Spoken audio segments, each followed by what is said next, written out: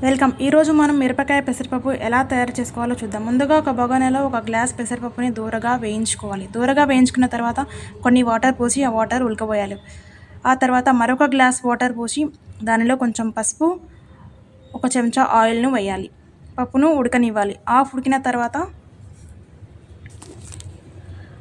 ఒక టమాటా వేయాలి. టమాటా ఉడికిన తర్వాత ఆ పప్పును పక్కన పెట్టుకొని మరొక బౌల్లో రెండు చెంచాల ఆయిల్ని వేసుకొని అందులో జీలకర్ర, పచ్చిమిర్చి మరియు ఉల్లిపాయలు వేసి దూరగా వేయించాలి. అందులో కొంచెం కరివేపాకును కూడా వేయాలి. కొంచెం అల్లం వెల్లుల్లి పేస్ట్ మరియు కొంచెం పసుపు వేయాలి. దానికి తగినంత సాల్ట్ని కూడా వేయాలి.